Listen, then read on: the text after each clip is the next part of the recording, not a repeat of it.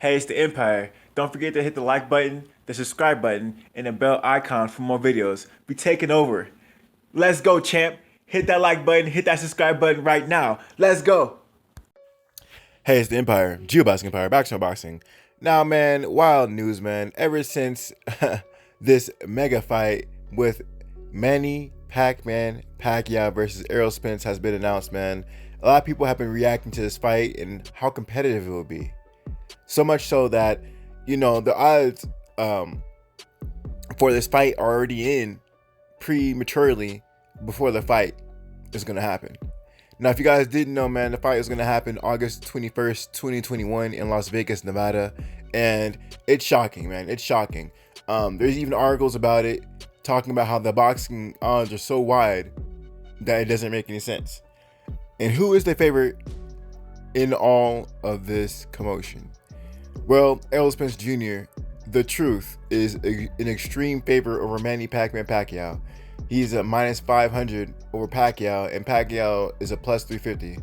Now, if you guys didn't know, man, if you guys bet like $1 on Pacquiao, you win like a $3.50 plus your return. And if you bet money on Errol Spence Jr., let's say for instance you bet $1 on him, you only win 20 cents. So you basically win a fifth of your money. So that's wild. So if you bet like $1,000, you'd win only like 200, right? So there's an extreme value on betting on Manny Pacquiao right now. And, this is wild. It reminds me of the time when Manny Pacquiao was going to fight Keith one-time Thurman when he was an undefeated champion. Keith Thurman started off as the overdog.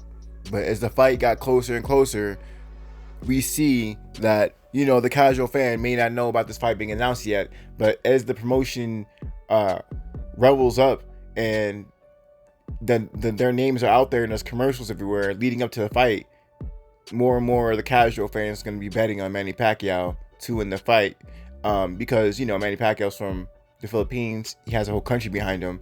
He's a senator, and I heard he's running for president in his next election cycle. So his name's already going to be out there. Outside of boxing, he's going to be in the political scenes as well. So he's going to have a lot of fans really, really, really rooting for him.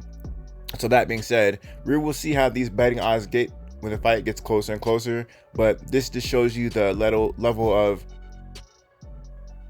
just advancement of Errol Spence Jr. and his, boxing IQ. Because understand that Errol Spence Jr., there's a lot of times that he can do a lot more things in a fight.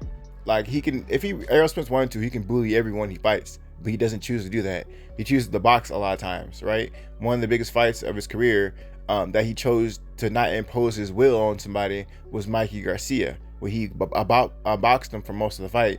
And then later in the fight, he decided to impose himself. And we see clearly and extremely fast seeing that fight was a mismatch when they both fought in the inside. Errol Spence was just more advanced in the inside. Mikey couldn't really touch him too much, and Errol Spence's attack was so advanced that Mikey Garcia really couldn't keep up with him, right? Errol Spence Jr. is known for his body shots. He's known for, both hands, body shots.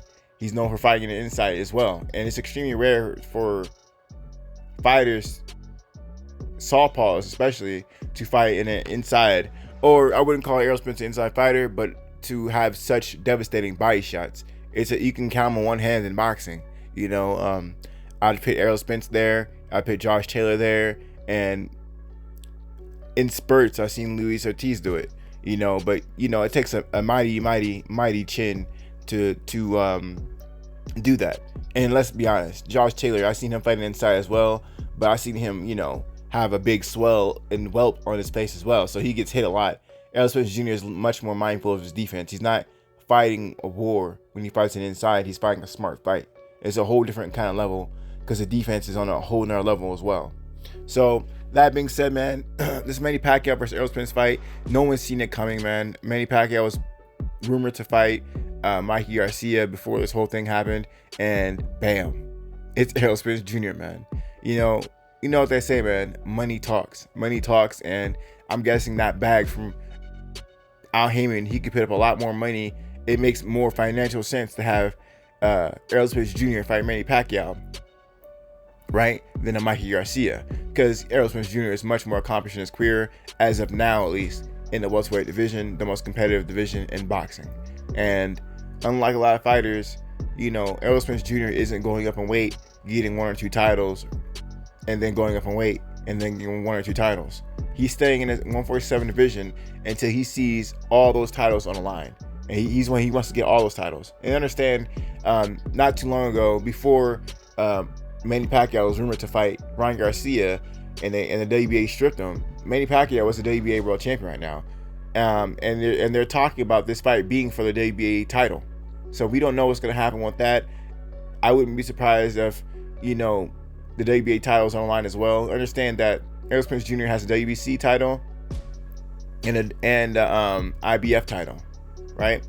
So if he gets the WBA title, he'll have 3 or 4 belts out the welterweight division, and the only belt he wouldn't have is Terrence Crawford's belt.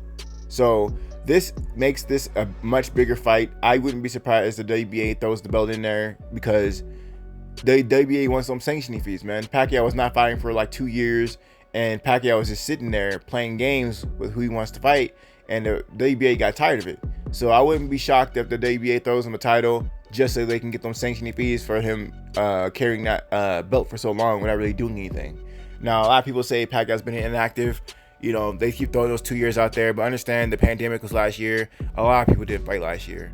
So, 2 years, it sounds like a lot in boxing, but we've seen Demetrius Andrade, basically almost go 1.5 years or over a year not fighting. I mean, it's just a lot of people didn't fight over a year. Deontay Wilder, Tyson Fury, they didn't fight for over a year. So, everyone's going to the over a year, two year range right now because everything was shut down.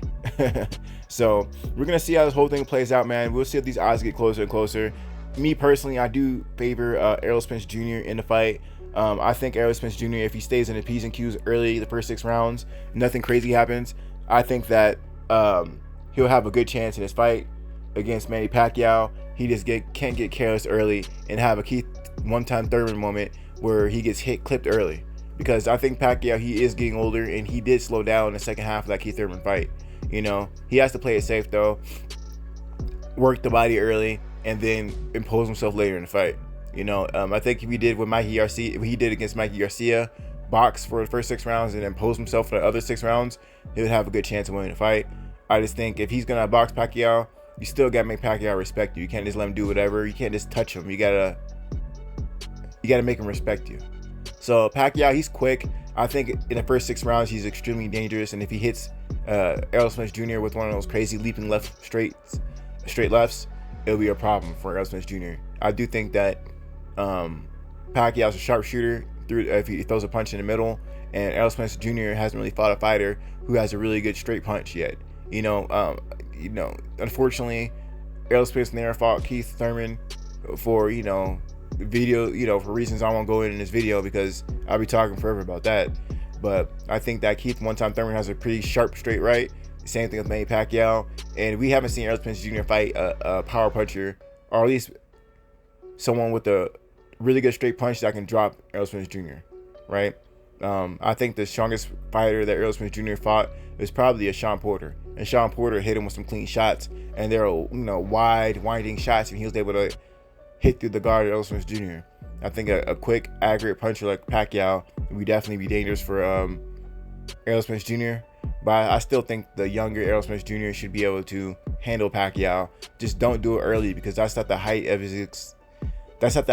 his athleticism early in the fight. Don't impose yourself early. Do it later. But anyway, man, I thought I'd talk about the odds. This basically shows how the boxing purists view this fight. And my God, I mean, it's looking like a mismatch, baby. It's looking like a mismatch. Anyway, let me know how you guys feel about the odds, man. Let me know how you guys feel about it. You guys agree with it or not? Let me know how you guys feel about it, though. Like, comment, subscribe. This is the Empire. Geoboxing Empire. Peace.